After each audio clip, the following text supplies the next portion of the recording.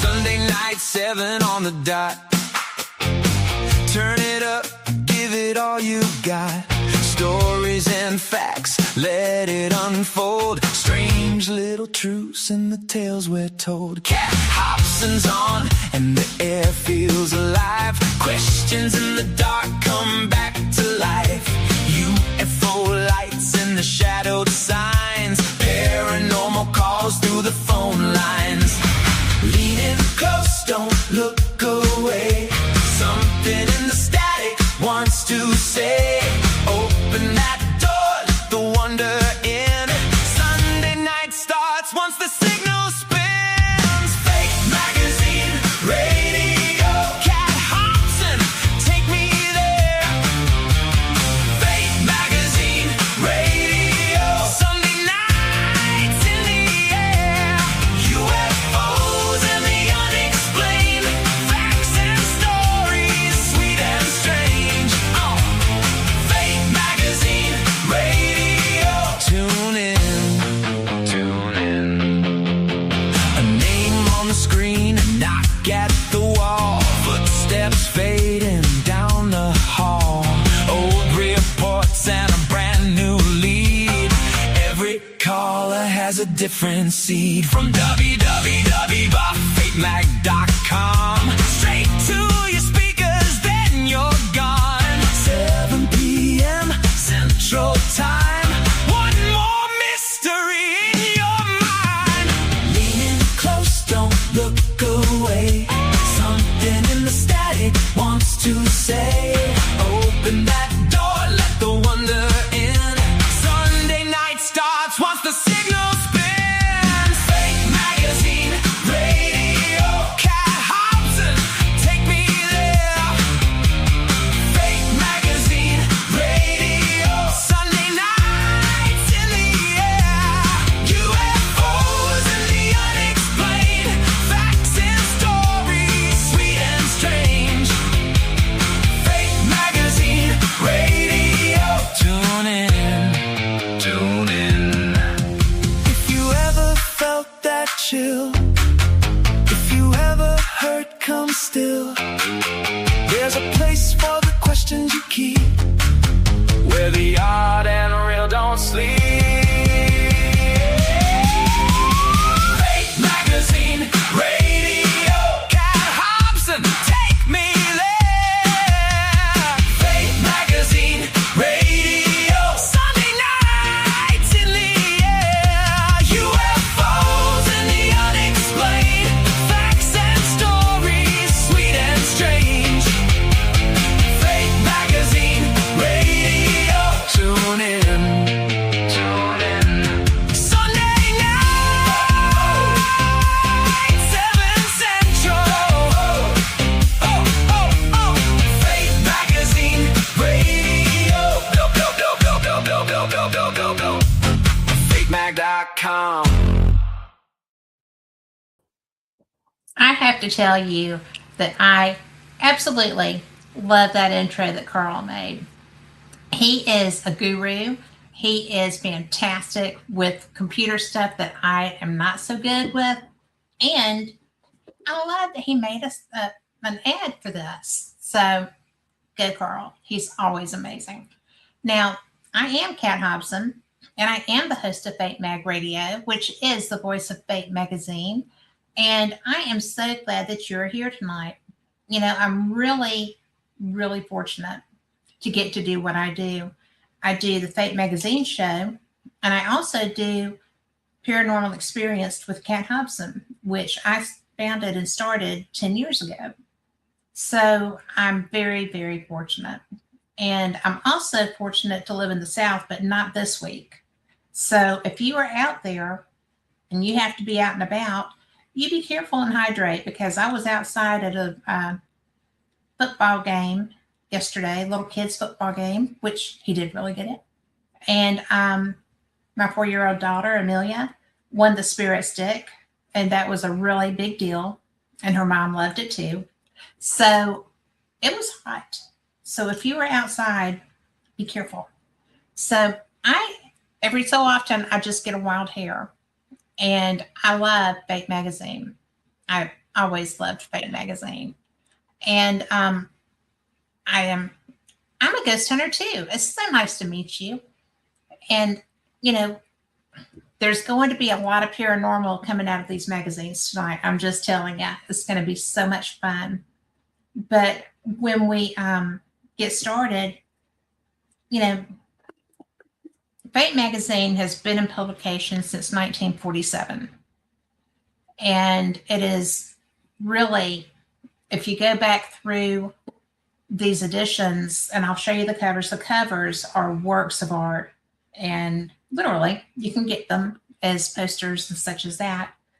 But I'm not going to go in any particular date order because I just, there's so much. There's so much out there. We've got some features. Y'all have to excuse my high-tech bookmarks, okay? But this is from November of 2007.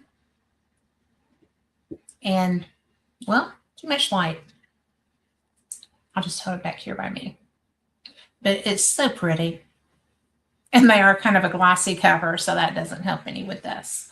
And then this is December 2007. I'm going to cut this little light for a second. That did not really do much good. Oh, we'll just hold it back here. And then if you're seeing a trend here, this is that period. This is the one with the Jim Morrison cover. And this is from July, August of 2008. Now, this one is really something I like a lot. This cover is relevant to the Betty and Barney Hill experience. This is from April of 2007. And their niece is somebody that I respect a whole lot too, Kathy Martin. Now, this is pretty interesting. This is from September of 2007. And it has an article by John Keel in it relevant to Mothman. We're going to hit on that. It's a long article. We're not going to just do it. And then this one is October of 2007. And I particularly liked it because it had haunted inns. And I like inns. So there's that. But then, James Dean's death car is part of this. John Wilkes Booth, escaped manhunt, is part of that. So I'm going to be sharing these, and I have a great big Radio Trap Rock cup that is completely full. So that will help get through the reading part, because you can ask Carl, sometimes my throat gets dry. But it's so neat to be able to share these, and you can order anything. Any edition that you want, you can order at fatemag.com. Fate magazine has recently changed hands, and Phyllis would not have sold it if she didn't know that he was excellent. So you can still get whatever you need. And Phyllis is still very much involved with, helping with that. So do you want to get started? Do y'all have any news of the world that we need to share? Do I have any news of the world that I need to share? Other than the 4-year-old one, the spirit stick, which really made her mom happy. But I do want to let you know that we're going to be traveling a lot through these magazines, through these stories tonight. And I've got a few stories in each edition. And if we run out of time, we run out of time. And we have others to go to if we don't run out of time. So I just love this. And I hope you enjoy it too, because it's one of my favorite things to do. And like I said, there's spacecraft, there's aliens, there's the other world, there's I was really interested because one of these is on how spirit boxes are made. And I don't know why I'm freezing. Why am I freezing?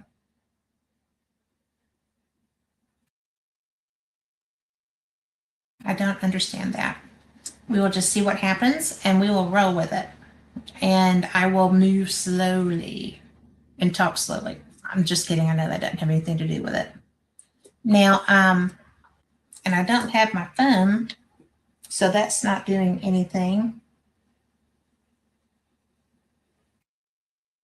If it continues to be an issue, I will fix that. What do you want to start with? Carl, do you have a particular one that you wanted to start with? All right. He says no. So we will go. I'm always starting in the back. And Carl, I'm going to step away. If you will chit chat for a moment and maybe pull my camera down, and I'm going to go and do this internet thing.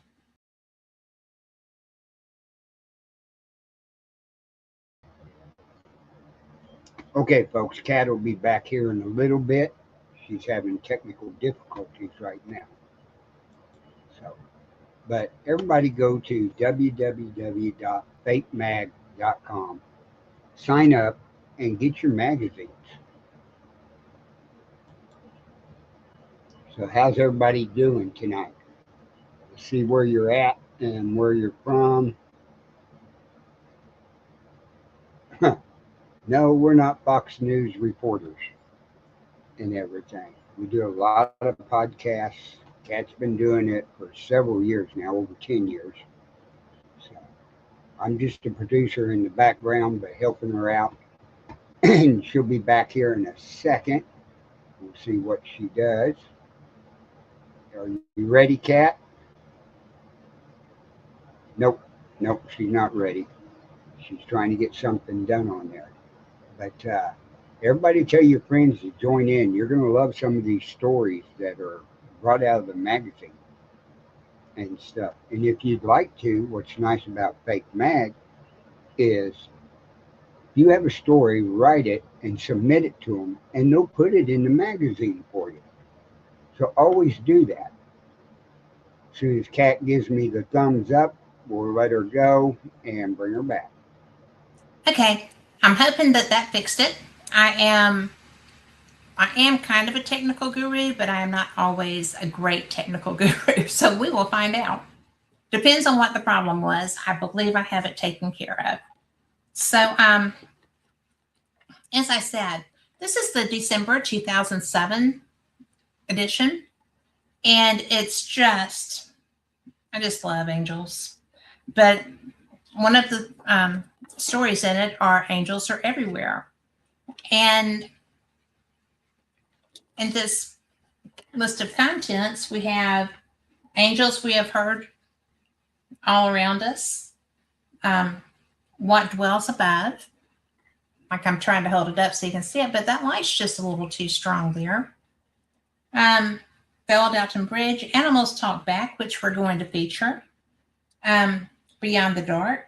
And it's really interesting because the Haunted Horton Grand Hotel we're going to feature from this edition also, and that was written by my friend Richard Sennett. So I think that's going to be a lot of fun. And it's interesting because every edition has I See by the Papers, which was a column written by Phyllis Galdi, who was the owner and editor of Fate for quite some time. And it's the page right behind the contents, and it's just it's interesting because she goes through the headlines of the day and shares information from it. And it's neat because in this particular one, this is so timely because this is from 2007, and this was one of the articles that she found, and she comments on NASA forced to release UFO docs. What do you think of that? 2007. And UFO Group Coalition for Freedom of Information has successfully forced NASA to turn over documents pertaining to the 1965 Kecksburg, Pennsylvania UFO incident through the settlement of a lawsuit the group had brought against the space agency. So there have been Citizens United for disclosure for a long time. And as a result of NASA's refusal to release its records concerning the Kecksburg case, CFI filed a Freedom of Information Act lawsuit in 2003 as part of a broader FOIA campaign supported by the Sci-Fi Channel. The U.S. District Judge Emmett G. Sullivan approved the settlement that requires NASA to comb through documents about the UFO case and provide copies to Leslie Kean, you know that name too, right? Investigative journalist with CFI and plaintiff in the lawsuit. NASA is also required to declassify any relevant documents, explain any redactions, and to pay Kean's legal fees as part of the settlement. Following the settlement announcement, Kean said, "Finally, we hope to acquire the relevant documents about Kecksburg that are required by law. I look forward to working with NASA on the resolution of the terms set out by the court and to providing the public with the information it's been waiting for."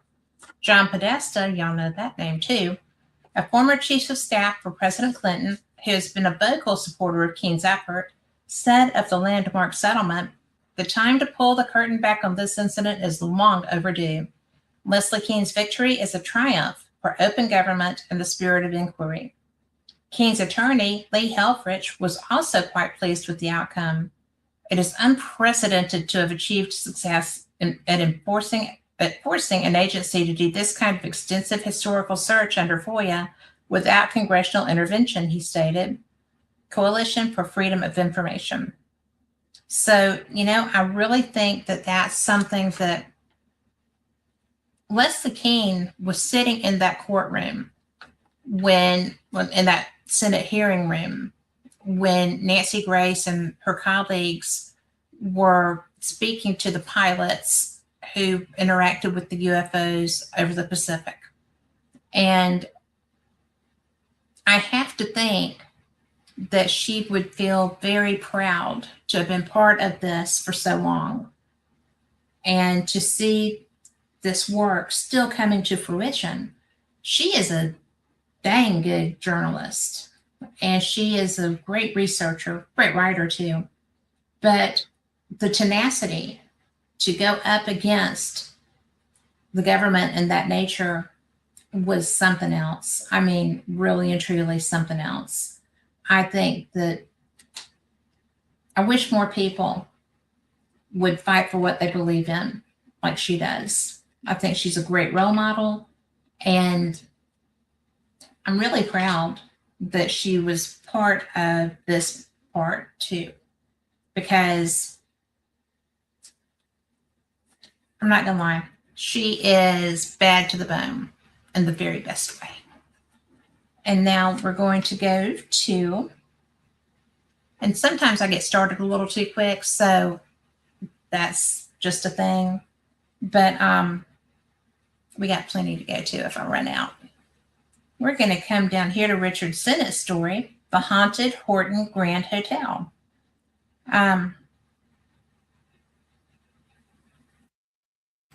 It says, "Was that the smell of Wyatt Earp's cheroot?" So let's go and see. That is going to be this page. I got to tell you, I mean, the graphics through some of this. I mean, look at that cute little parrot. I'm a parrot head, as you couldn't tell by my tripod, cup. But it says, "Alex wants a nut." So I haven't finished that story yet. I just saw it and was like, oh, look. Well, that's not the right page. 35. Helps if you know what you're doing. Now, this is written by Richard Sennett, who is a paranormal dude and a half. He is, I've interviewed him a couple of times back in the day, and you can probably still find those online somewhere. I'll see if I can't find it and get it shared. But he is a terrific ghost hunter, and he was a ghost hunter before that was a thing. He has been a paranormal researcher for decades, and he's a lot of fun too. But that is an image of the haunted Horton Hotel. So, Horton Grand Hotel, I'm so sorry. I think it's gorgeous. I love old hotels, haunted hotels. I stayed at the Cedar Key Inn I don't even think it's still there after the last hurricane that hit Cedar Key. But it was the first time that I actually got pinched. And I thought it was a bite. It was very bizarre. But at least I didn't have the guy come in my room. They have people, there's a ghost that comes into rooms, although maybe that's who pinched my toe. But nobody died, so it was all good. And this is The Haunted Horton Grand Hotel by Richard Sennett. The Horton Grand Hotel has a strange mixture of age and otherworldliness. Even from the street, one can feel that this restored Victorian inn isn't a normal place.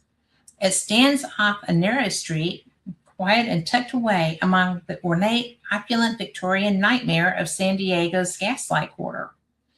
This section of town was once the infamous red light district, where painted ladies of the night serviced the sailors of the U.S. Pacific Fleet. This section of town has been restored and converted to a tourist zone. Trendy restaurants and pubs now reside where colorful madams and gamblers once ruled.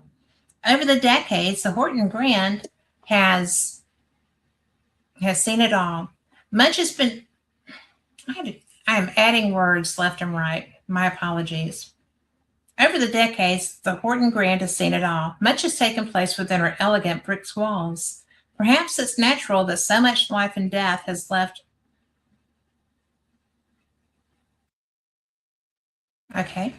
Perhaps it's natural that so much life and death has left an indelible imprint on the hotel, for there are rumors of ghosts here.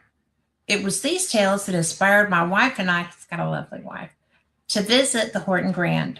What we thought would be a pleasant weekend would present us with many mysteries and even a run-in with an unexpected ghost, that of celebrated Westerner Wyatt Earp.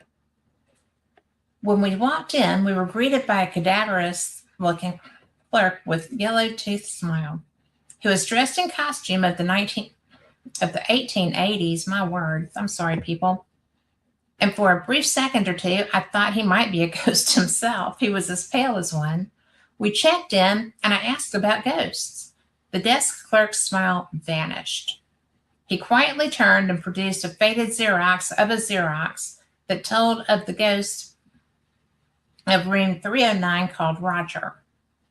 That room was taken for the night, but our target was a haunted wooden staircase where many visitors have reported seeing ghostly women, men, and children, all dressed in the styles of the late 19th century. We secured a room on the 4th floor near the wooden stairs. We made our way up to our room and found it was expansive, with an ornate fireplace and bay window. The bed was huge and comfortable. I looked out the window to the street below. The window was open, perhaps 8 to 10 inches. We could hear the street noise from passing cars below, as well as feel the breeze come into the room. I asked Debbie if I should close it. She said no, the air felt good.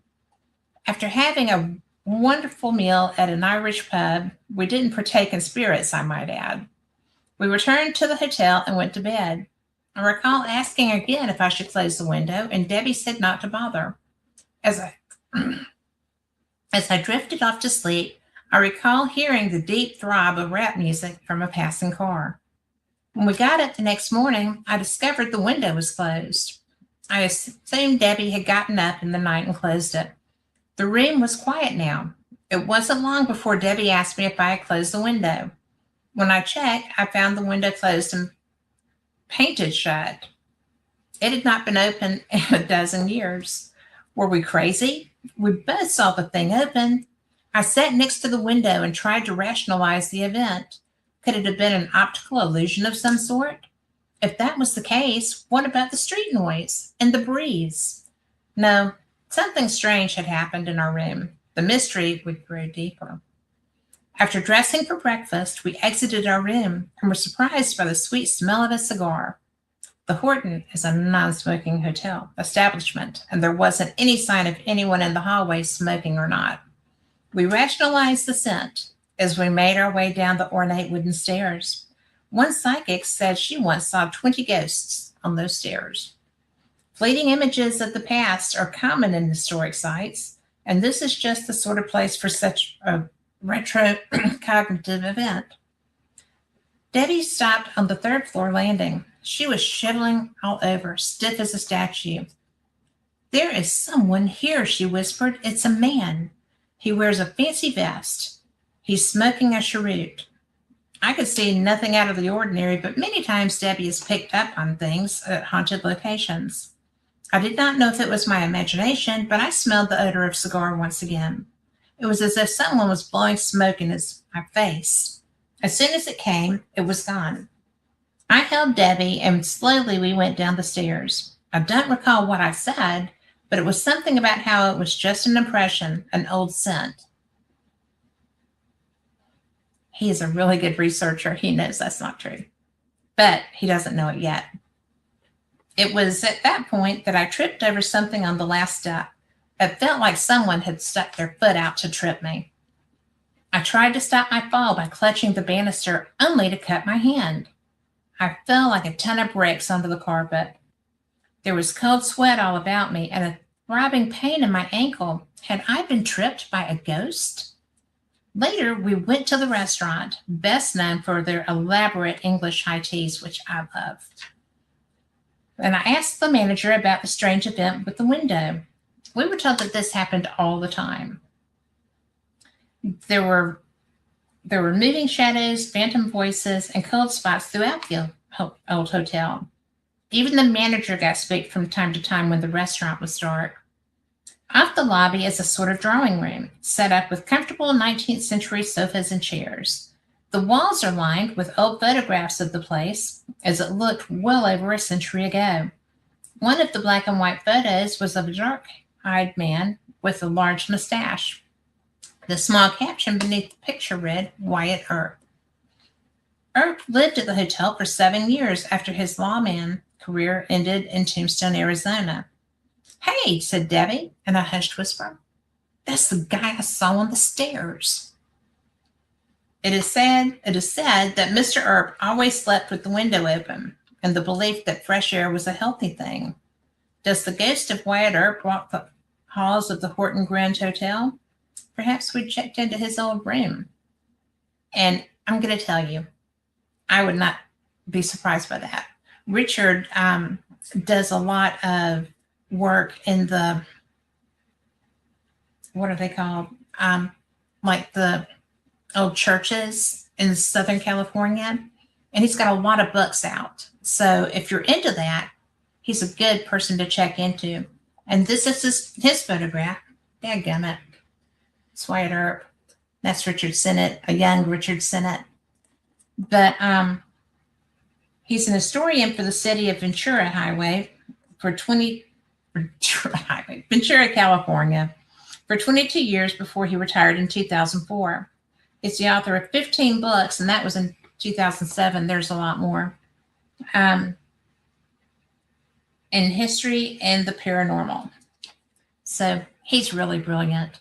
And I don't know, I like people who have done that kind of work, that have been in that field for that long, because I think it's interesting. You know, we have so much around us, and I just think it's fascinating. But we will get back to that if we need to. He has a lot of really good work. You will not go wrong. If you get a chance to see him lecture, he does paranormal conferences and in Southern California. He's really a nice man. And man, does he have stories. Let's see what we have here. This is the July-August 2008 issue. The Jim Morrison's Weird Mysterious Death, and Easter Island Secrets, and The Real Indiana Jones. Those are the cover stories, okay? And there's so much that you can share out of these magazines. I really like sharing some of the, you can see she sees by the papers, because It's kind of like opening a time capsule. Anytime you open a vintage Fate magazine, you are being struck with really cool conversation. And it's in this instance, Phyllis's I see by the papers includes a report Fate is growing, which it does pretty often. At Vatican slams Virgin Mary sightings, and now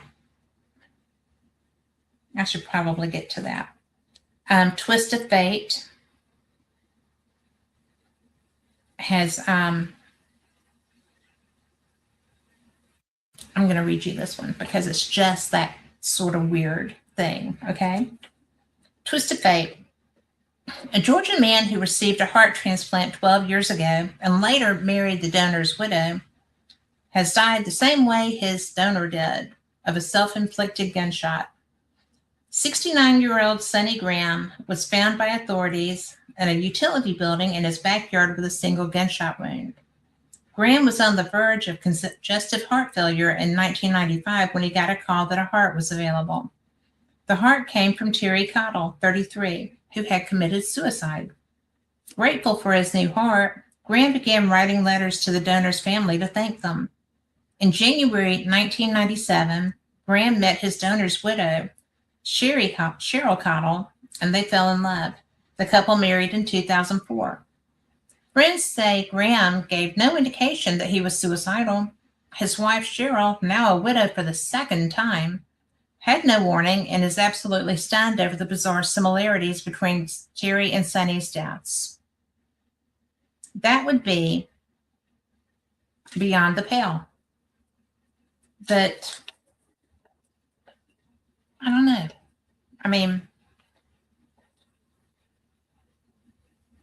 I just think it's I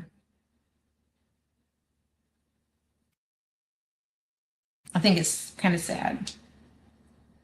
Now this, more of I see by the papers, is a Bigfoot bounty. I love Bigfoot stories too. Binocular manufacturer Bushnell and Field and Stream magazine have teamed up to offer $1 million reward to anyone. They can provide an unaltered video or photograph that proves a Sasquatch, Bigfoot, or Yeti exists. Photographs submitted will be reviewed by a panel of scientists and photo experts set up by Bushnell. The deadline to send in material is December 15th, 2008. Be careful on your hunt for that $1 million photograph, however. As the disclaimer of Field and Stream's website states, the sweepstakes entity shall not be liable for any injury, loss of life, damage, loss, expense, accident, delay, inconvenience, trespassing, illegal means of entry, or other federal, state, or local laws when obtaining the photo, video, or other irregularity that may be caused or contributed to obtaining a photograph for submission, or if they are attacked by a Bigfoot, or any other irregularity that may be caused or contributed to obtaining a photo or photographs for submission. Please use caution when taking photographs outdoors and in the wild, especially when using suits or costumes that resemble wild animals, gorilla, Sasquatch, or others. And that article came from Live Science, which I love Live Science. But yeah. Got to cover your butt even then, right? I tell you, it's wild what a litigious society we are. I'm going to bookmark this one. That's in here for if we have extra time. I love these magazines. I absolutely do, because they cover everything. We have been reading of documenting UFOs already. We have had weird smells in a hotel and an incident of going down, basically falling down. And it's just one of those things that it's like a time machine. but people were having these same experiences that we hear about and find ourselves then. So I think that's really cool. You cannot go wrong with a subscription to Fate. Now, this article is just a little longer. Ooh, this article might be a lot longer. Good heavens to Betsy.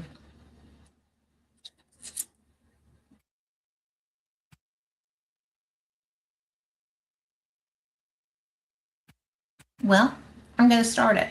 And if it gets mundane and boring, we'll stop. But the topic is something that is near and dear, because I have a really good friend. He's a really good human, which means he's got a lot of really good friends that respect and care for him a lot. His name is Tony Rathman. And he and I met when I first started hadn't just started, but I was hosting Just Paranormal Experienced at the time. I had an evidence contest. And if you won the contest, then you got your own podcast. And I was going to pay for the setup of the podcast and everything that you would need to do that. Well, this dude submitted some of the best evidence I've ever seen and heard. And the person whose network I was on disappeared with my credit card number and all the stuff that, my accounts and such.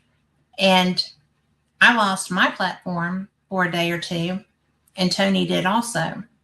But he came back gangbusters. He is now, if you have not heard of Staticom yet, you need to check that out, because he is an ITC guy. I got to use that a couple of years ago in Gettysburg, and just look it up. And he is making so many strides in the performance of this program. It is it's so complicated. To me, it's complicated. It is so cool. It's when we were in Gettysburg, it was eerie to me. We were in our hotel. There were all these people that came to see the demonstration. I didn't know Tony was going to be there. I covered that event as media, and it's Gettysburg Battlefield Bash. And it is wonderful. It helps wounded warriors and children with cancer. They have bought over the years multiple cars to take children back and forth for cancer treatments. They do a lot. But in this particular instance, I found out that Tony was there. I went down and sat in on the session, and it was amazing. And this box, it just communicates, for lack of a better explanation, because I don't know how it does it. And he and his partner, business partner with that, they're both geniuses, and their wives participate with that, and it's just really well. And Tony has been sick. And Tony, if you hear this, I just want you to know that I love you. I'm glad you're home. I'm glad that you and Sherry are doing so well. And I will always be your friend and have your back and keep you in my prayers. But I'm going to include some of this, because this is pre-Tony. And it says Exploring the World of the Box. And this is by Rick Moran, which I find interesting too. And it shows the interior of a Frank's box. Okay. So some call it a communication device to the dead. Others believe it is a tool to communicate with those from another dimension. And some even think you can use it to listen to extraterrestrials. Skeptics assert that it is simply a noisy radio, and its users have overactive imaginations. I don't think so. Whatever it is, it's getting a lot of attention in the paranormal community. The box is more or less a radio receiver, something scanning the AM broadcast band, at other times FM, or even an amateur radio band. In the process of scanning, listeners hear what they believe are messages interspersed between the band's normal chatter. That sounds like an absurd claim until you hear the box for yourself, and I have heard one. Voices of unknown origin. While most folks think that the box is a new innovation, it is not.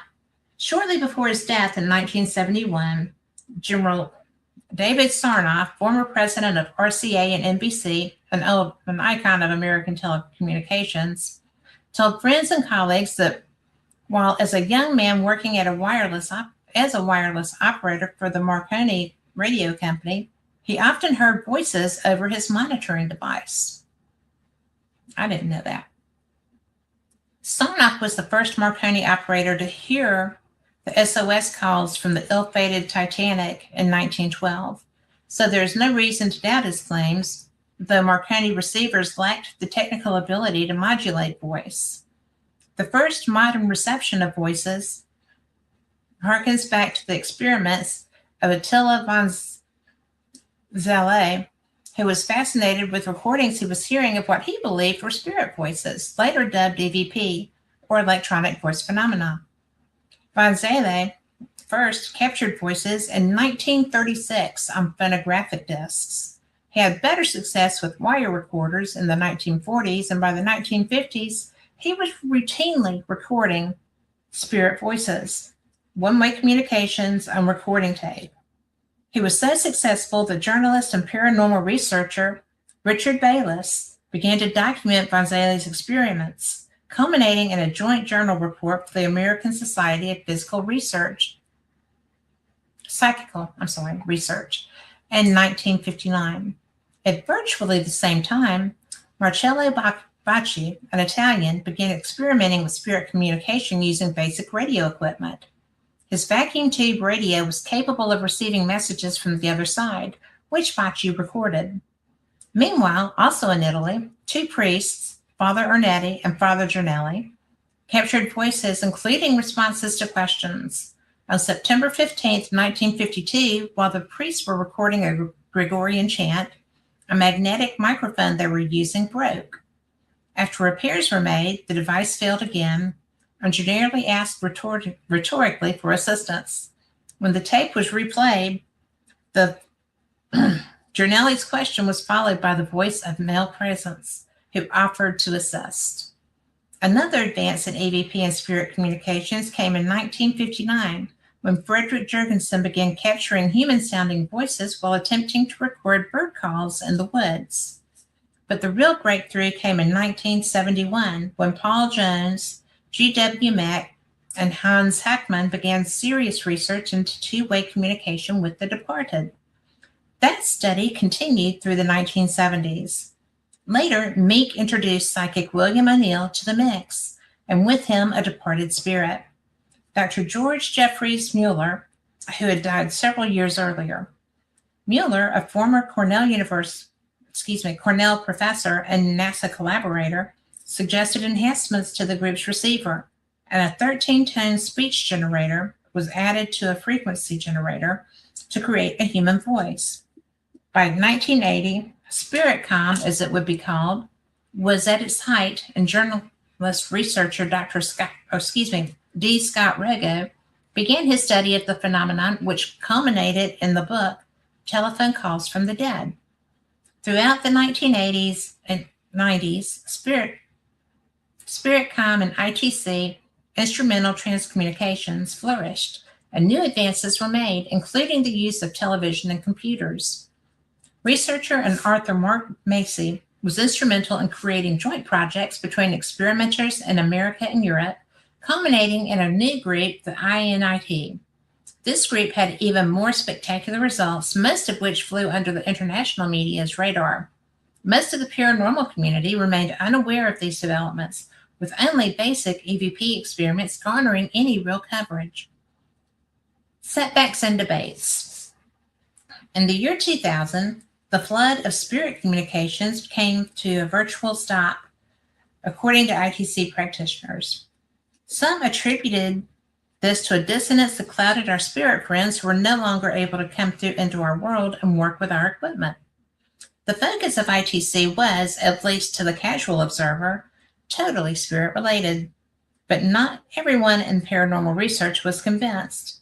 Some suggested that SpiritCom and ITC faced the same flaw researchers in the field of spirit communication have met for more than a century. All of these experiments required the energy of a psychic. The various devices simply represented the introduction of technology as the mediums into the spirit communication equation. Others went so far as to suggest that such communications would never be practical without the intervention of a divine spirit, hinting that any other communications with the other side had to be demonic in nature. Several have suggested that the operators were communicating with other dimensions, not the spirit world. It was not just the ITC and SpiritCom followers that were hearing voices where they could not rationally be. Engineers at NASA were experiencing similar communications. NASA had been involved in the Earth Sounds project for a decade and even created a radio kit to be distributed to school teachers throughout the country as a science project. The NASA Earth Sounds receiver tuned into the ultra-low radio spectrum, a place where there is no human communications. But along with the crackling and buzzing heard by school-age astronauts in training, human voices were also reported. A swarm of teachers began to write to NASA about the curious signals, asking if perhaps they had made an error when assembling the kit. The NASA engineer who designed the radio responded that there was nothing wrong in either the design or the students' assembly, and admitted that NASA too had heard voices. There had to be a reasonable explanation, said NASA, but none was immediately forthcoming. Frank's box. With all of this was simmering news. Well, while all of this was simmering away, another concept entered. Frank's box, created by Colorado neighbor Frank Sumpton, a ham radio operator and electronic technician. Frank's device was a radio, pure and simple. No special blessings or incantations were required. The box simply scanned the AM broadcast band and played bits and pieces of what it heard. The reason for Frank's creation now seems fogged in mystery, although the popular story was that he wanted to create a desktop radio like a ham rig through which folks could listen for possible extraterrestrial communications, shades of Mel Gibson movie Signs, in which the stars listened to space invaders over an old baby monitor. What Frank got from his first box was apparently not what he expected, but it was exactly what ITC was looking for. Amidst the gibberish of AM radio snippets, the device could really communicate. As word of the new device spread, Frank was inundated by requests from people who wished to obtain one, but he had never intended to go into manufacturing. Frank reportedly created new boxes as suggested by the beings that communicated with him via the first device, but he had many other demands on his time. Frank makes his own boxes by hand, each slightly different. There are now 31 Frank's boxes in existence. There is also a device called the Joe's box, which scans the FM broadcast band. The Association for the Study of Unexplained Phenomena, USUP, Inc., of which I am a coordinator, the author, is a 35-year-old research group that made its name as debunkers of the Amityville horror. We also collaborated with early spirit communications researchers Ray Bayless and Scott Rogo. Frustrated by our inability to secure a box from Frank for real study, we decided it would be necessary to build one ourselves. I don't know why everybody doesn't do that, except that they may be like me and not technically inclined. I am a licensed ham operator, so I went to the USUP's Director of Research and Development, Engineer Ron Ricketts, also a ham, to suggest the project. At first, Ricketts wanted nothing to do with it, but through my constant harassment, he agreed to take a shot at a prototype. We worked on the idea for over a month until one day when Ricketts was contemplating a serious modulation problem in his design. The box, just a jumble of wires and components strewn over a workbench, but fully powered, announced Ricketts. The engineer shot straight up in his chair as if he had dreamed the event. Once again, the secretary called out his name loud and clear, Ricketts. Ron Ricketts now says he felt like Dr. Frankenstein when his monster began to talk. A born skeptic, he believed, as I did, that the box effect was probably a quirk of noise that human observers were matrixing into intelligible communications. But over the next several months, at various stages of development, the mini box continued to chatter on in clear English and in contrast to the situation at hand. Context to the situation at hand. The first field test of the device was held at Richardson Regional Medical Center in Texas. Ricketts gave a rudimentary overview of how to tune the device to USUP researchers, then allowed one group to play with the mini box. At one point, the mini box was asked, "Who created you?" The mini box shot back, "Rick." "You mean Ricketts, Ron Ricketts, right?" the researcher asked. "No, Rick," replied the box. The mini box was correct.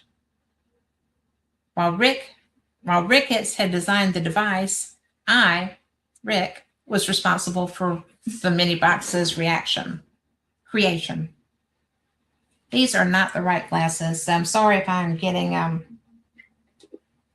all these words a little backwards because the letters don't look quite right. So I am going to leave it there. And this is the July-August 2008 edition. So go and get it, because it just goes on from there to working with the box and do it yourself. It says those on a limited budget, I'm going to read this part. Those on a limited budget or who really like to experiment could go the route of what is now affectionately known as the hack. We're talking about a shack hack. A Radio Shack model RS-469 an RX-470 AM/FM portable radio that can be modified to scan much like the other boxes. While more noisy than any of the others, the hack operates in much the same way with similar results. Operators tend to bond with their devices, and each has a loyal following. The ASUP study is now well on its way, but we make no claims about our device or any of the others. Officially, USUP states that they do not show preference to any one device and have now been able to test them all. There's been some concern over claims being made that the box will only work for a limited few individuals who are somehow meant to have them, or that the box is somehow a portal to the demonic. The mini box is a box, some radio components, a power supply, and little more, said ASUP's Director of Research, Joy Maynard. If you hear something coming through that you don't want to hear, you have the option to turn it off, pure and simple. As best we have found, the piece of electronic equipment that eliminates the need for the psychic medium to communicate with the departed. If some demonic entity wants to use it as a portal, the operator can just kill the power. And that is that. At worst, it's being called an electronic Ouija board, but unlike a board or a psychic medium, you can turn this medium off. When asked if the mini box or any other boxes solves the question of survival after death, Ron Ricketts just smiles. No, not at all. We have no idea who or what we're communicating with, or how, for that matter. When asked the question, the answer is often unprovable. Yes, the box answers in context, which is remarkable in some ways. We have a long way to prove that there is not some very strange matrixing going on. The experiments we are reporting from our research are interesting, but certainly not conclusive. So, go and check that out. Because, I've got a friend of mine has that DS one, and I find that so irritating. A, that I don't have one, because I would love to have one, but trying to find them is a little difficult. But it's really the most interesting thing because they do give you immediate feedback. And the people that I know that listen to them often, because it is tough to to pick it out. It's not always clear speech. And when it's not, I find it very annoying. So, but to actually work with one, there is a lot of really good stuff that comes through. And I don't know, I still use my SB7s and such, and I do feel like I get good reaction with those and good clear communication with those too. And I use it on every random sweep. I have everything moving in different directions when I'm using one. And I get good EVPs, and I'm very fortunate with that because I believe in what I do. I think it matters. I think that I know that there's stuff out there. I know that there's human interaction. I have heard family members, and those voices don't change. But I think that I don't know. You have to write and tell me what you think, because it's just one of those things that it's a very personal thing. You know, I like an SB7. I get more that I find interesting. I get a lot that is just out of the air. Like if I have my voice recorder running and I'm asking questions or whatever, I won't get anything on my SB7, but I will get something through my voice recordings. And I like that. I mean, because there's nobody else, you know, there's not any other input. It's just voices. You know, it's my voice, it's who I'm working with's voice, and then it's a spirit response. And, you know, as a rule, they're really clear. What's your favorite ITC device? Because I can't go spend $6,000 for that shack hack, much as I might be tempted to. I've got to hit a lottery to do that. And I just think that, I don't know, I like when I get the responses without a device, you know, because I'll just run a recorder. And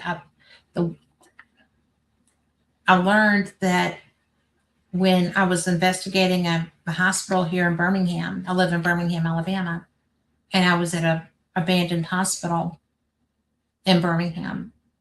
And we had gone through it. It was a great night. And I'm going to share this because I thought it was so cool, but it was so tragic too. I can't live listen with my regular voice recorders. And I'm in a dark environment. I can't see the gauge, so I don't know that it's picked something up. And I listened to this recording, I guess, a day or two after that investigation. And I asked, and this was a very active place. You know, I got my first shadow figure on video. There were audible things happening, and also a face in a window that was like reacting to us. We thought it was our friend. It was not our friend.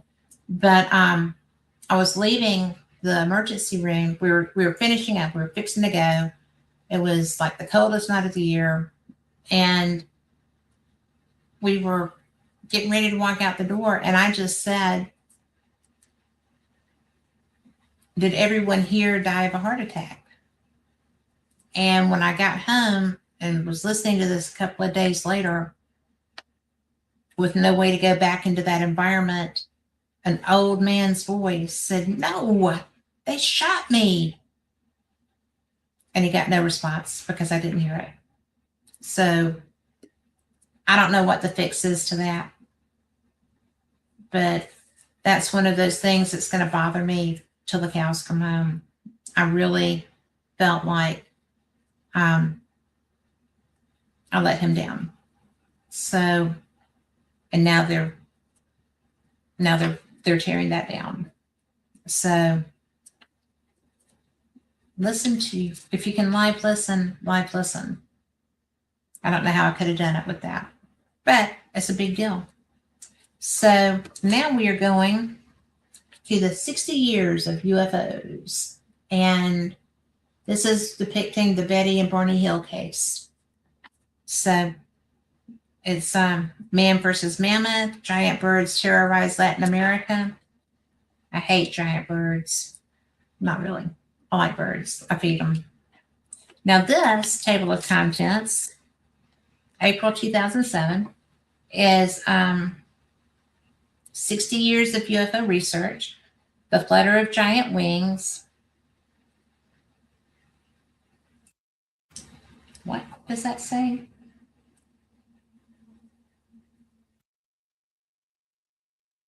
Another strange creature found in Scotland's locks.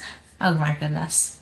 I have been in Loch Ness, and that water's cold, and if there is something in there, it's freezing to death.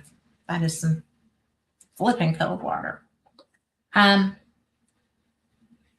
death investigation. What killed the Angora goat and the dog? Well, that's not good. You can't go to dogs all cry. The cross that talked. Mediums at large. The ghost lady at the governor's house. Monsters at the St. John's River. The Cygnus mystery. Could the Sioux control weather? Then, of course, we've got our standards. But let me see how long that Cygnus mystery is. That was written by Andrew Collins, who I like a lot. He is a fun person. You can see him on Ancient Aliens back in the day. And he's a good conversationalist. I've gotten to enjoy hearing him lecture and having a pretty nice... that is not him. That's not his page. Let's see. What did I miss here?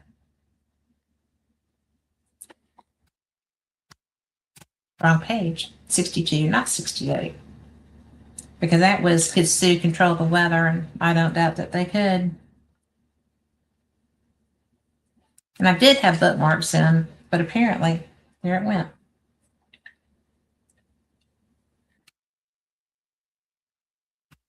Oh, did cosmic rays affect human evolution? What do you think? I mean, we don't know how long we've been here, right?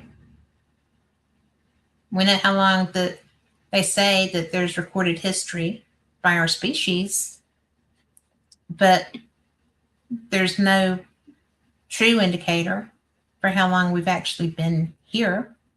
So, interesting. I think cosmic rays affect everything we do, but that's just me.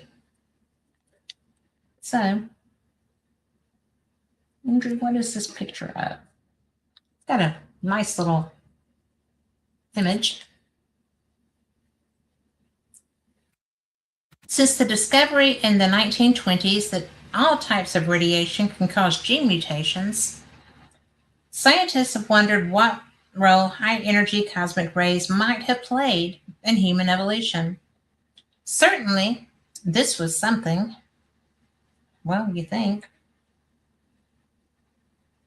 I've lost my place. Certainly, this was something taken seriously by astronomer Dr. Carl Sagan, one of the greatest scientific minds of the 20th century. In 1973, he wrote that human history had been forged by the effects of cosmic rays coming from a distant neutron star, demonstrating how everything in the universe affects everything else. It was a bold notion. That's the truth. Yet one destined never to find favor amongst geneticists, who could find no hard evidence that the background flux of cosmic rays reaching sea level might have had any impact on evolution. Yet now, all this is about to change, for an examination of ice cores extracted from the sites of Antarctica and Greenland is providing detailed information on the level of cosmic rays reaching the Earth in past ages. It comes from the fact that when so-called primary cosmic rays hit the upper atmosphere, they almost always break up to produce a plethora of secondary particles that form isotopes, which fall to Earth and are preserved each year in layers of ice. Boy, don't you know that with global warming, they're probably finding all kinds of stuff as it breaks down. One such isotope is beryllium-10, which has provided clear evidence that on 3 occasions over the past 100,000 years, around 60,000 years ago, 40,000 years ago, and 17,000 years ago, there have been extremely intense periods of cosmic ray activity lasting up to 2,000 years at a time. Where exactly this cosmic rays came from has remained a mystery, with the more or less regular gaps between the different periods of activity indicating some kind of cyclic force in action, most obviously connected with our own star, the Sun. Cosmic rays are known to be partially deflected by solar magnetic field that stretches out far into the heart of the solar system, and it is believed that the rate of beryllium-10 production in the upper atmosphere is dependent on the strength of the solar field, which is itself connected with sunspot activity. That said, there might easily have been other factors behind the sudden increase in cosmic rays hitting the Earth, the most catastrophic being a supernova, the death of a star as it expels the last of its nuclear fuel and collapses to become an extremely compact object, either a white dwarf, black hole, or neutron star. Supernovas produce enormous bursts of gamma rays and cosmic rays that are sent out across dozens, if not hundreds, of light years in space. If such an event occurred close enough to our own solar system, then the Earth would be showered with deadly radiation, which might damage the ozone layer, causing not only high levels of cosmic rays, reaching ground level, but also the onset of intense periods of UV radiation. More conservatively, catastrophists have proposed that a close supernova would send a barrage of cosmic particles in our direction, dramatically increasing cloud formation, thus preventing the sun from penetrating through the atmosphere and leading quickly to an ice age. Whatever the consequence of a close supernova, life on Earth would indeed suffer mass extinctions. Indeed, catastrophists believe that such an event caused the termination of the Jurassic Age some 145 million years ago. While in the 1990s, scientists from the Cosmic Ray Council of the Soviet Academy of Sciences worked alongside a group from the University of Arizona using beryllium-10 ice core data as evidence of just such a catastrophe around 35,000 years ago. The culprit, they believed, was a close supernova some 150 light years away in the northern constellation of Cygnus. Today, its remnants appear in the night sky as a mass of glowing clouds and debris known to the astronomers as the Cygnus Veil or Veil Nebula. That cosmic rays may have irradiated the Earth some 35,000 years ago was taken up also by the British anthropologist Dennis Montgomery. He noted that it was around that date our earliest Homo sapien ancestors entered Europe and adopted a complex lifestyle involving intricate religious expression and practices, including detailed funerary rites and new forms of symbolic art, such as the extraordinary painted galleries showing horses, bison, rhinos, and human forms discovered as recently as 1944 at Chauvet in South France. Have y'all ever seen images of those etchings? They're amazing. Dating back some 35,000 years, they are evidence of an enormous change in human thinking, leading to suggestions this might have been the result of gene mutations leading to subtle changes in the brain's neural processes. The theory was seductive, but it had its drawbacks. To start with, it was found that the Cygnus Veil was the result of a supernova, not 150 light years away as had previously been thought, but one 10 times that distance. This meant that it would have no impact whatsoever on Earth, simply the appearance for a few days of a bright new star that would eventually have faded from view.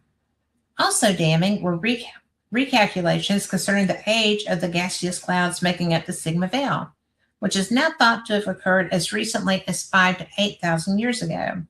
So there was no way that the Cygnus Veil can have been responsible for the high levels of cosmic rays reaching Earth when the first cave artists created underworld Sistine chapels like, Chauvet around 35,000 years ago. Worst of all, astronomers have found no other supernova remnant that might have fitted the picture, demolishing the theory altogether. And, that is something that scientists hate to be proven wrong. They want everything documented. They want to know that they have it right. But you cannot be fully immersed in your science, fully confident in your findings, presenting them to the world, and not have confidence in them. Not everybody is that egocentric.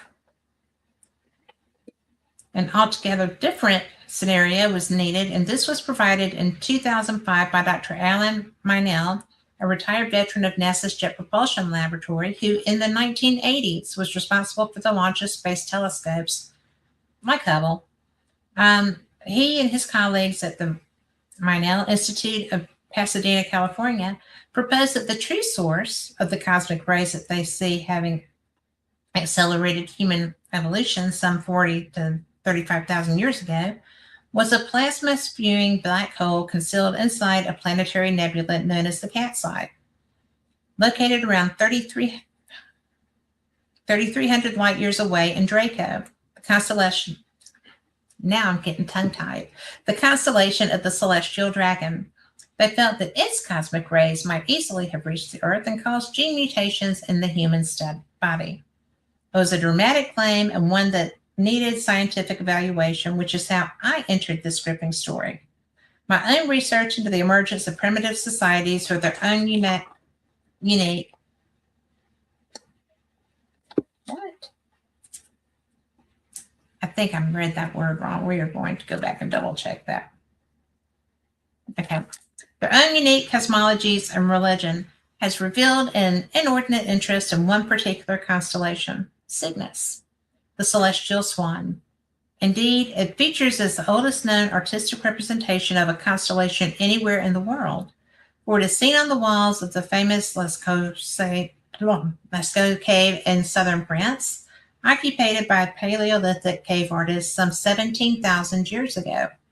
It is the same story with the ancient stone and earthen structures worldwide, from the bird effigy mounds of North America to the Olmec centers of Mexico, the Incan sacred city of Cusco, the Egyptian pyramids of Giza, the Hindu temples of India, and Avebury, the largest stone circle in Europe. All reflect an age-old interest in Cygnus, which features also in religious symbolism and beliefs of the heart of Judaism, Christianity, Hinduism, and Islam, as well as shamanic practices worldwide. Why did our Paleolithic ancestors associate Cygnus with the deepest, darkest part of their painted caves, where shamans achieved altered states of consciousness during induced trance states? The answer came in the form of a chance discovery made during the 1980s by particle physicists using newly operational proton decay detectors located deep underground in Europe and the USA. Unexpectedly, they detected the presence of highly unusual cosmic rays that had penetrated the solid rock to reach such depths, suggesting they came from a very powerful cosmic accelerator indeed. These completely unique, high-energy cosmic rays were found to bear the unmistakable fingerprint of what is arguably the weirdest star system in the whole of our galaxy, Cygnus X3. Located some 35,000 light years away in Cygnus, this X-ray binary star containing either a neutron star or black hole was identified as recently as 2000 as the galaxy's first known blazar, meaning that it produces plasma jets that direct cosmic particles towards the Earth. It's close to the speed of light, something it has been doing for anything up to 700,000 years. Influence of Cygnus. Suddenly, everything started to fall into place. The recorded bursts of cosmic radiation from deep space on at least 3 occasions in human history, and our long-term reverence for Cygnus and the source of cosmic life and death, suggested that Cygnus X3 was the key to solving the mystery. Had the Paleolithic artists and shamans responsible for the art of Lascaux and similar caves across Western Europe become aware of incoming cosmic rays, which are unique in being able to penetrate deep underground? Did these cygnets, as strange particles became known, cause gene mutations, leading eventually to the development of complex mindset? including symbolic art and the first organized societies at the end of the last ice age. Did they catalyze civilizations and, incredibly, even a worldwide religion? Yet Cygnus X3 had a rival in the Cat's Eye Nebula, the favored candidate for cosmic rays hitting the Earth being championed by Aidan Meinel and his colleagues at the Meinel Institute. Unfortunately, however, astrophysicists are unanimous in their opinion that the Cat's Eye is a wimpy object that does not produce jets of cosmic rays strong enough to reach the Earth. I hate when it's a wimpy object. What is more, the Meinels, by their own admission, looked first in Cygnus for a possible point source of high-energy cosmic rays and found none, Cygnus X3 being overlooked.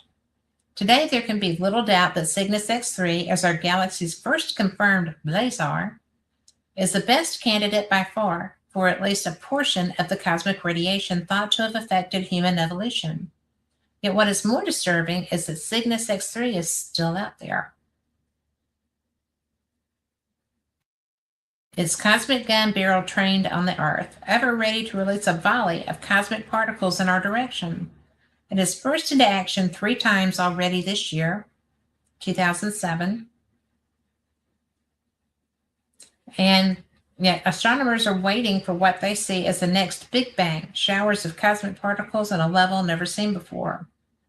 When that finally happens, we might be ready for the next stage in evolution. Now, Andrew wrote the book, The Cygnus Mystery, and he writes a lot of other, he is a prolific writer as well as a researcher.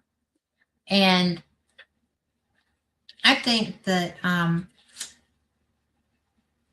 like his Cygnus theory, but it's just so bizarre to me that, how can we come up and say that we have got this and we are doing all these, because it's all theory at this point. I just think it's so cool. And I really like Andrew Collins. I think that he really is a great writer. So, and he's a nice man on top of that. So, one of the things that I like about getting to go to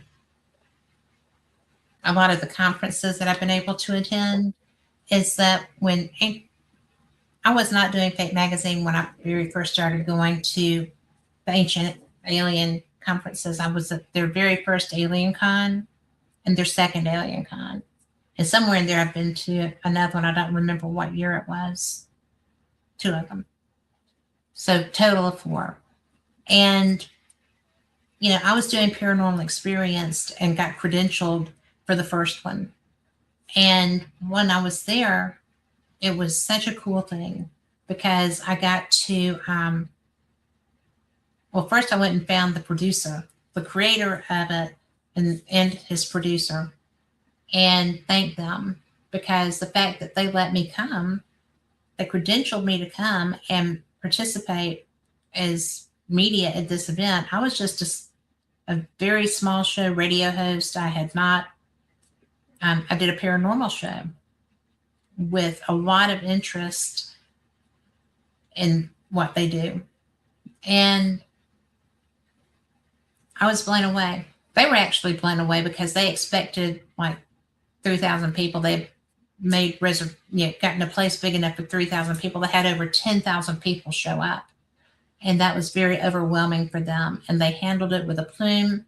They moved everything out of the small rooms into the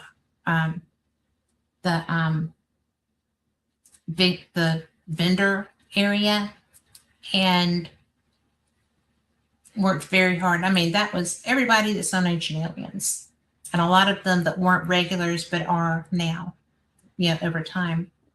And it was informative and it was cool. And I was so overwhelmed with being able to just go up and talk and ask questions. And they were new too. It was overwhelming to them too. And they were just so excited and such nice people, down to the talent, to the, to everybody. And I've made some friends amongst their personnel. And, I was really lucky because Nick Pope was a friend. I really liked him. We had some great conversations. I got to interview him. I didn't know he was already sick, but he was. And, there's some very good people that do this research, and they are real researchers. I mean, I know they're on television, right? And I know that everybody wants to know just how many rockets Travis is going to shoot off, right? But between Ancient Aliens and Skinwalker, there have been so many things brought to light that some of it is easy to poke fun at, okay? But these are real researchers. Travis Taylor is a real rocket scientist, okay? And in just about every room, he's going to be one of the smartest men in there, with a lot of other guys that think they are the smartest men in there, or women. And they're probably all right at any given moment. So that is the caliber of people that are trying to bring us they're shaping it as entertainment. Skinwalker is entertainment. Ancient Aliens, entertainment. All the others, entertainment. But they're making us think about this stuff. They're making us talk about this stuff. We are being introduced to a lot of different things. It's introducing young people to the power of critical thinking. It's this thing is falling off. I apologize, but it's the critical thinking process. It's the analytical abilities, the chance to be sitting in your recliner at home and going, I bet he's going to shoot off another rocket. Travis Taylor, I admire you. I'm just picking. But yeah, these things are real. And it's not just bursts of stuff. We now have been told that there are flying saucers, there are rocket ships, there, UAP, UFOs. Our government has told us this because they had to, because we're all looking for them. So I think that's kind of fun. And I think that it's a lot from the people that have been working for the last 10 years and more. I mean, Star Trek, that's been a while, right? How many things do we have in our kitchen, in our house, in our cars that were depicted on Star Trek as reality, and people made that reality? I think that's so cool, right? Love my microwave. If I could just get one of the things that just makes it for you and sends it to your food replicator, that would be so good. Somebody work that. But I just think that that's special. I think that I've had such a charmed life doing what I do here. And when I got to add fate to that, it was even more doors opening because of the history of Fate magazine. So followed some pretty good footsteps too. My friend Chase Klotsky was the host of Fate magazine when I met her at a paranormal investigation event at Sloss Furnace. And then she was doing a live feed from Sloss. And now I'm the host of Fate Magazine Radio, which is kind of a cool beans thing, right? And it's pretty special. Now, I just love this cover. My very first episode of Fate Magazine Radio was a Mothman show. and I interviewed Andrew, who is the curator at the Mothman Museum. And that was an interesting experience for me because I had never known very much about that kind of research. I've never known very much about any of the Mothman story, really. I was a ghost hunter and a ufology researcher. And for my own curiosity, not because I was doing a whole lot of getting out there and, getting picked up by a spacecraft. So, but look at this art. One thing that has always been outstanding about Fate magazine, aside from the number of authors and where they come from, is the cover art. It is since 1947, this has been what Fate magazine looks like. I'm serious. I have a copy of the first edition. This is what it came out as. It's beautiful. And every one of them has been gorgeous. The new one, which it's on another shelf. I'm sorry, I was reading it. But I'll show you next week.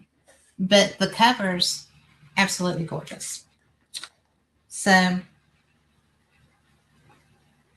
are you ready? I think I am too. Let's see. I had this, I see by the papers, new activity at Area 51. This is in September of 2007. I mainly just stayed in 2007 for this. But I like it because this is about somebody that I respect a lot. He's kind of hard to talk to, but that's just because everybody wants to talk to him. And that happens sometimes. Just because somebody's not interacting a lot doesn't mean that they're not interested or have something to say. What that means is they are trying not to get held up as they're working through to get to who they need to talk to in the room. Don't ever take it personally if you ever run into this guy. But reporter George Knapp for KLAS TV in Las Vegas reports that something big is in the works at Nevada's legendary Area 51 military base. A massive new building is under construction at the top secret desert location. Some aviation experts speculate the building might be home to a new, highly classified aircraft project, possibly the successor to the SR-71 Blackbird spy plane. Photographs of the new building have Area 51 researchers buzzing. It probably measures 275 feet by 600 feet. It's no larger than hangars at other bases, but it certainly is the largest at Area 51. Aviation historian and Area 51 buff Peter Merlin said. Satellite photos confirm Area 51 already has 24 hangars, including some that are less than 2 years old, which invite the question, why the need for this new behemoth? What's going on out there?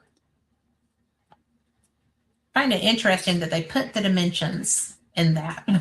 That's just not what you would expect. But you know what? Phyllis found it in the paper. Secrets of, I don't know how to say this, Wenxi Wang. Chinese archaeologists say that after 5 years of research, they have now confirmed that there is a 30-meter high chamber buried within the pyramid-like tomb.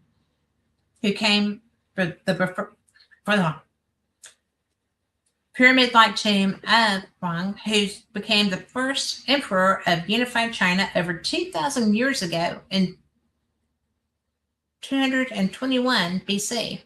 Been a while. The research on the mausoleum's internal structure began in 2002 with remote sensing technology. Thus far, the Chinese government has not allowed the site to be physically excavated. In the 1970s, about 1,500 terracotta warriors and horses were unearthed from pits surrounding the site, leading some to speculate that this hidden chamber within the tomb could tell untold wonders. Do y'all remember when they found those? most of y'all are probably too young. But I remember those terracotta soldiers, and I thought that was the neatest thing because they were gorgeous. The carving was beautiful. I just thought it was neat. But the Fortean Seven Wonders. Inspired by the new Seven Wonders project that recently made headlines, the Charles Fort Institute has announced its own Seven Wonders poll, the Seven Fortean Wonders of the World. Nominations will be taken via email to CFI through September 30th and should consist of 14 places, locations, or artifacts. Voting on finalists will begin October 1st at the Institute's website, which, by the way, www.fortean.org, FORTEANA.org, and will continue through the end of November. We'll be sure to follow up on the story once the votes have been tallied. Charles Fort Institute. Yeah, this was one I didn't like. Setback for space tourism. Sad news to report out of the Mojave, California, where an explosion at the Mojave Desert Airport has killed 3 people and injured 3 others during testing of a new space tourism vehicle. The company performing the testing, Scaled Composites, is headed by aerospace engineer Burt Rutan, who made history in 2004 when his Spaceship One captured the $10 million X Prize by becoming the first private manned rocket to reach space. Since that milestone, Rutan has teamed up with British billionaire Richard Branson to build a fleet of commercial space tourism vehicles dubbed Spaceship Two. Earlier this year, Branson told a trade show the new space vehicle would be ready for flight tests within a year and would begin carrying passengers in 2009. So far, neither Branson nor Rutan has commented on how this tragic setback will affect their company's space tourism plans. And, I would be a space tourist. I would. I would try my very best anyway. I'm probably going to be too old by the time they start, though. Actually, it has started. So a lot of women in spacesuits go up to the atmosphere, right? So, 6 new species. A once-lost forest in Africa has yielded 6 new animal species, members of an expedition have revealed. The new species include a bat, a rodent, 2 shrews, and 2 frogs. They were discovered earlier this year just west of Lake Tanganyika in the war-torn Republic of Congo, within a remote wooded area that has been off-limits to scientists for half a century. The expedition members also collected a number of plants and say numerous new species are likely to emerge from those specimens as well.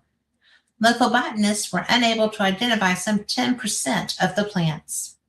Said Wildlife Conservation Society researcher Andrew Humphrey, "If we can find 6 new species in such a short period, makes you wonder what else is out there."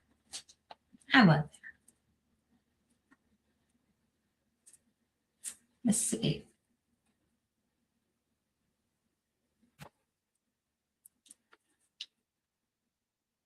Yes. The Zecharia Sitchin article. I think that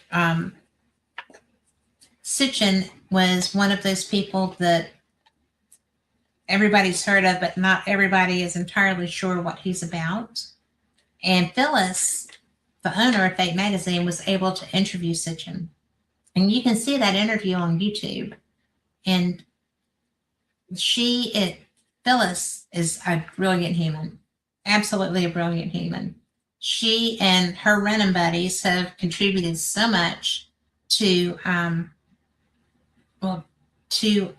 all types of anomalous topics. Rosemary Ellen Gully was her best girlfriend. I cannot think of Linda's last name. Good Lord. But she was a cryptids person. And between the two of them, with Phyllis, they have contributed so much to this field. And I just think I don't have enough good words for Phyllis Golding. Broke the mold when they made her. Now, this is predicting the end of days. And and this is by Zecharia.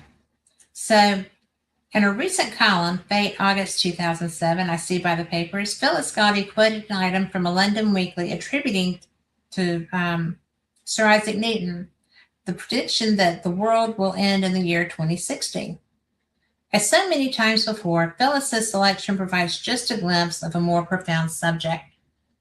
The item's heading, The End of Days, happens to be the title of my latest book, which the subject of Newton's calculations is thoroughly discussed. Best known for his formulation of the natural laws governing celestial motions, such as planets orbiting the sun, Newton's interests also lay in religious thought, and he wrote lengthy treatises about the Bible and biblical prophecy. He considered the celestial motions that he formulated to be the mechanism of God, and he strongly believed that the scientific discovery that began with Galileo and Copernicus were continued by him were meant to happen the way when they did. They led him to pay particular attention to the mathematics of Daniel, and as many since then, he too wondered what the angel's statement to Daniel that the end of days shall occur after times and a half had meant. In the end of days, I showed that the only plausible conclusion must be that the times and a half of Daniel were a terminology referring to zodiacal ages. That Sir Isaac Newton pondered the possibility some 3 centuries ago came to light in March 2003 when the British Broadcasting Corporation revealed the existence of a document handwritten by Newton himself, front and back, that calculated the end of days according to Daniel's prophecies. Newton wrote his numerical calculations on one side of the sheet and his analysis of the calculations as 7 propositions on the paper's other side. A close examination of the document, a photocopy of which I am privileged to have, not me, him, reveals that the numbers he used in the calculations include 216 and 2,160 several times. This served as a clue to me to understand what his line of thought was. He was thinking of zodiacal time, because mathematically, the zodiacal shift of 1 degree in 72 years means that each zodiacal house of 30 degrees lasts 2,160 years. Newton summed up his conclusions by writing down a set of 3 not before and a not later than timetables for Daniel's prophetic clues. Between AD 2132 and 2370, according to one clue given to Daniel, between AD 2090 and 2374, according to a second clue, between AD 2060 and 2370 for the crucial times and a half. Sir Isaac Newton predicted the world would end in the year 2060. The BBC announced, not exactly, but as the time of zodiacal ages in my book shows, he was not far off the mark, and 2 of his not earlier than dates. My own conclusions were arrived at after a review of historical events, celestial observations in antiquity, and a close reading of biblical prophecies. To know my own final verdict, I suggest reading my book, The End of Days, Armageddon, and the Prophecies of the Return. A nice sales pitch there, sir, but he is so cool. Was so cool. Let's see.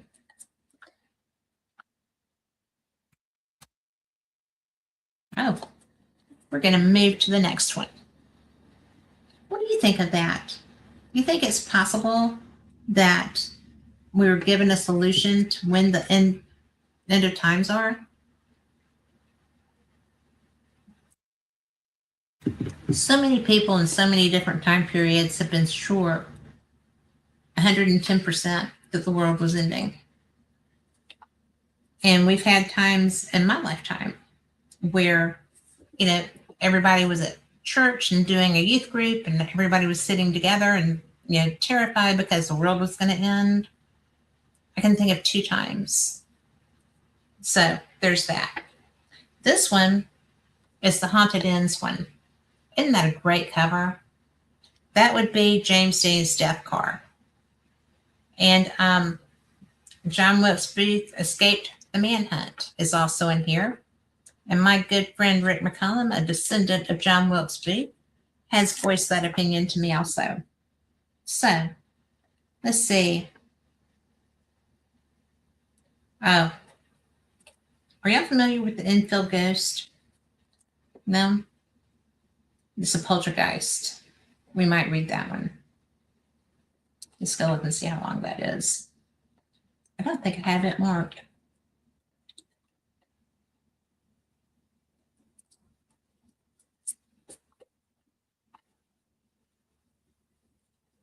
I always wished I could turn pages. I'm always fascinated by poltergeists because, noisy ghosts. I have friends that have experienced them. I have not experienced them. I don't know. We can probably go over and read some of the things that happened. But the Enfield ghost, poltergeist, that's probably the most documented case of a haunting of all time. But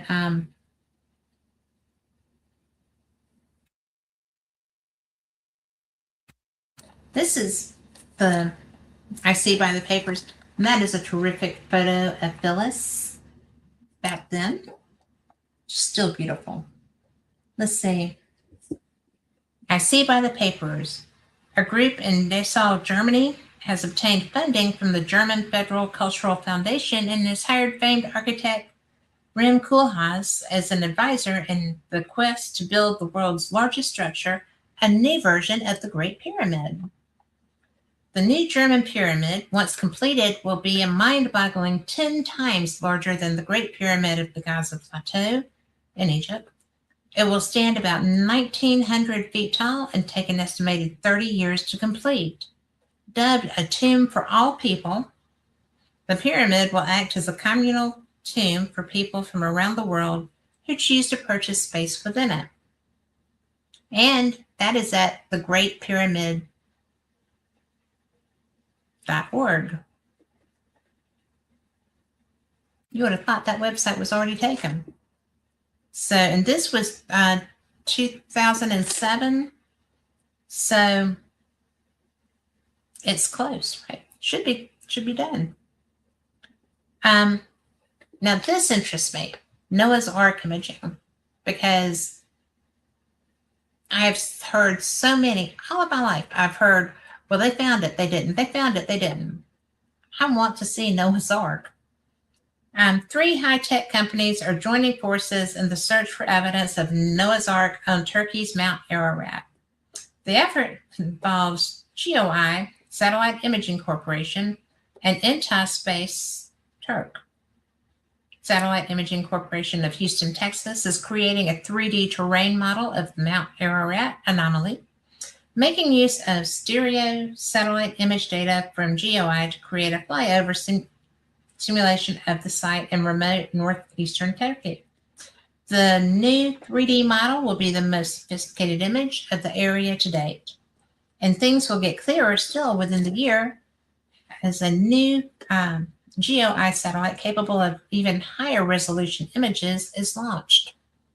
I just would love to see that. This was 2007. I think I'm going to go and see what I found.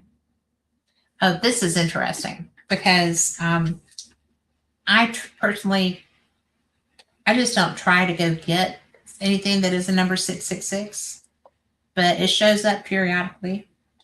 The San Francisco Taxi Commission recently rejected a plea by the distraught holder of San Francisco's taxi cab medallion number 666, Michael Byrne, to retire the number. But in a 5-1 vote, the commission decided against retiring cab 666 on the grounds that it might lead to a deluge of requests to retire other numbers as well. Byrne, a 30-year veteran driver who was assigned the number in 2006, cited a string of bad luck and misfortune that has befallen him since being given the beastly digits. But in the end, the commission's vice president, Patricia Breslin, was not swayed. Where does it end? I lived in a dress of 666, and I did not go over to the dark side, she said. That was in the San Francisco Chronicle. Sounds like maybe she did. The Haunted Mortuary.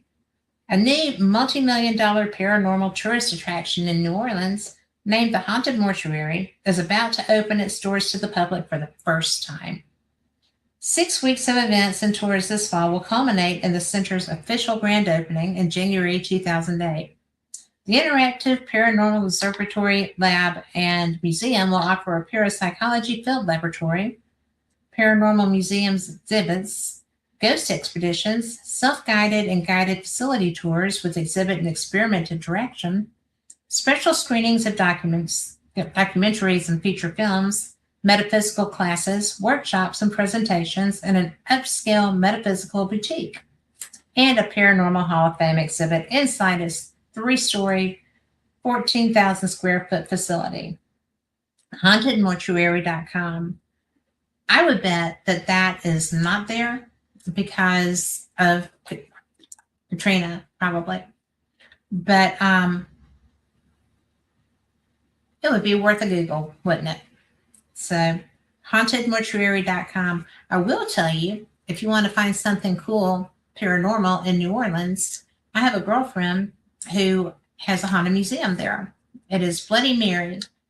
She is Mary. Her name is Mary Mylan. She goes by Bloody Mary. She is a fixture in New Orleans. She is who coordinates the New Orleans Paranormal Conference. She has the best museum. And if I have questions about the paranormal, she is somebody I go to. She is intelligent. She is resourceful. She's one of the best researchers. When I finally, because I'd interviewed her a couple of times, I finally got to connect with her when I was in New Orleans for my husband's poker tournament and went on a tour with her. It was so cool. Met all these women from New York who were great people. Had a great time. And she bought the North Rampart Street Murder House and put a haunted museum in there. It is brilliant. She is brilliant. If you are in New Orleans and want to go on a paranormal tour, her business is Bloody Mary's Tours, and she has some of the best artifacts in her museum. She is a voodoo queen. She has, I don't like snakes, just for the record. When I connected with her, I went on a tour. We went to her house on that tour, and she had to go upstairs and do something. And she said, I know you just stay down here with the guests, and, I'll be right back. So I'm just standing there, and she's got different altars set up in her downstairs. And I'm standing next to one, and there was a snake in it. And I was done, just done. But it was interesting because she taught me different ways to interact with older spirits, and it was cool. I also learned that your grave can be repossessed in New Orleans. If your family doesn't pay taxes on the property, because it's considered property, and you have to pay property tax on a grave. And if your family doesn't, then you're evicted, as it were. So that's something to consider. I learn a lot of cool, interesting, and off-the-wall things every time I talk to Mary Mylan. Y'all, guys, if you go to New Orleans, go see her. The Murder House on North Rampart Street, that's the Bloody Mary Museum, and she will do you a tour. She is so good. So good. She is, she's a native from New Orleans. You don't come across just that many of those there, and she is brilliant. But she is pretty cool. Now, and boy, did I go off on a tangent, didn't I? Sorry about that. But But it is cool because, haunted mortuaries, haunted hospitals. How many haunted hospitals have you investigated? I've investigated a few. None as good as Old South Pittsburgh Hospital. I have had so much activity on multiple visits there. And Ronnie Dees was supposed to be coming home with me. A few weeks ago, my daughter-in-law started chemotherapy. It ran late. I had to cancel the show. We haven't got it rescheduled yet, but he'll be here. But there's so many items that Mary has that's interesting that come out of haunted hospitals. And she has stuff that are centuries old. And if you meet her, ask her about skulls. That's all I'm going to say about that. So, let's see what else. What else? Let's see. Oh, no, we only have 10 minutes. Well, I'll have to do this one because this is for my friend Brett McCollum, who I already got to mention because he's related to John Wilkes Booth. But this is someplace that my friend Rick loves to go. Too much light. This is the Glen Tavern Inn. And he has had so many haunted experiences there. And this is the article by Richard Sennett. So we're going to just kind of whiz bang through this. Some places seem charged with as yet unexplained power. Such sites exhibit odd phenomena. Some psychic researchers call these spots psychic vortexes. It seems that these zones somehow bend time and space in a whirlwind of supernatural energy. Here, people find their natural psychic ability is enhanced and the past and present blend together. One such spot is the lobby of the Glen Tavern Inn, located in Santa Paula, California. A phantom party. Over the years, a number of strange things have happened here. Not long ago, front desk clerks Susan and Charles Pardue witnessed a manifestation common to the psychic vortex. Retrocognition. Psychic vortex retrocognition. Visions from the past. It was late at night when the two were relaxing on the lobby couch. They saw misty figures slowly appear. There were transparent images in pairs dancing as an unseen piano played songs of long ago. It was as if a phantom party had materialized in the room. Susan compared it to the dancing ghost scene at the Disneyland Haunted Mansion attraction. Not only did the phantoms fill the chamber, but they brought with them an emotion of merriment and joy. The two felt themselves compelled to rise up from the couch, embrace, and start dancing as well, joining the ghosts in the revels. As suddenly as the vision came, it was gone. For a brief time, a festive moment from the inn's past had merged into the present. Miss Pardue still feels, in her words, honored to have been a part of it all. Their experience isn't unique. Strange glimpses from the past are not the only psychic events that make themselves known in the lobby. Many have witnessed ghostly figures wandering here. The apparition of a young woman in a long dress and several playful children are reported. Are these true phantoms or echoes of the past? Since its construction in 1911, the Glen Tavern Inn has seen a great deal of history. Once the three-storied inn was the social center of the valley. Everyone who was anyone crossed over its threshold, from movie stars to captains of industry. In the early years of the 20th century, the inn prospered as the oil industry and orange ranching, Sunkist and Union 76 both began there, put Santa Paula on the map. One of the ghosts, perhaps the best known specter at the inn, is linked to the days when silent films were made in Santa Paula. The bearded figure in the fringed leather coat is called Calvin, but his real name is unknown. The legend states he was a real Westerner who worked for a movie company cranking out 2 real Westerns.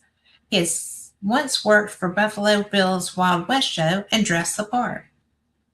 After the company was paid each week, all-night poker parties were held on the 3rd floor of the inn. It seemed that Calvin always won. At the end of the night, he would place his winnings into a special bag. This went on for weeks until one fateful night, Calvin was caught cheating. Pistols were drawn and a single shot went off. Calvin was dead. The crew justified their deed, and rather than inform the police, who didn't look with favor on the moving picture people, they disposed of the body themselves, vowing to forever keep silent about their crime. Calvin's body was taken down the dumbwaiter and buried somewhere on the grounds. One psychic felt he was dumped down an unused well. After disposing of the body and cleaning up the blood, the crew went into Calvin's room to reclaim their money. The bag wasn't there. Calvin had hidden the treasure somewhere in the inn, and it is lost to this very day. Calvin, always a ladies' man, is seen in front of and inside the ladies' restroom, just off the lobby. Calvin haunts the whole place with the most persistent encounters on the third floor. Susan Pardo once lived in room 302 on the third floor and recalls several encounters with Calvin. The TV set would go on and off by itself. Once a towel in the bathroom inexplicably flew down to the floor. A girlfriend visited the place and upon hearing the story of Calvin, wanted to encounter him. She verbalized her request and then a soft knock was heard at the door. When they checked, there was no one there. The smell of a strong cigar is manifested in the stairwell from time to time. Could this be Calvin enjoying a cheroot in the afterlife? The smell of perfume also drifts on the stairs. And is this one of Calvin's spirit girlfriends coming to call? From time to time, psychic groups and ghost hunters have visited the place, and each group has come away convinced that the hotel is haunted. They frequently photograph telltale orbs and record odd sounds like children playing and snatches of conversation. Psychic events have recently been recorded in rooms 223, 107, and 109. Not long ago, the ghosts made themselves known when a fire swept through the one end of the inn. Now the old landmark is slowly being restored back to its former glory. It is back to its former glory. The ghosts, as it seems, have returned to their old patterns with a new focus on the lobby. The restaurant is, at this time, still out of commission, but the hotel is open on a limited basis. If anyone is in search of ghosts, they have but to check into the Glen Tavern Inn, spend a sleepless night in the lobby, and see for themselves. You may come away, like many others before you, convinced that here the past and present mix, and the spirits of long ago are never far away. The Glen Tavern Inn is indeed a unique place. And that was also written by my friend Richard Sennett. So there's that. And I want to tell you that I appreciate so much you being here. I every so often love doing these shows and sharing articles out of Fates of Old and just letting you know about it. It's such a great magazine. And it's got such a long history. It's a cool thing. But I appreciate you. Be blessed. Have a great week. Go out and be the person that you want to meet. Have a great time. And just remember that you are so special. Be blessed. Have a great time. And we will see you next week. Same cat time, same cat channel. Good night.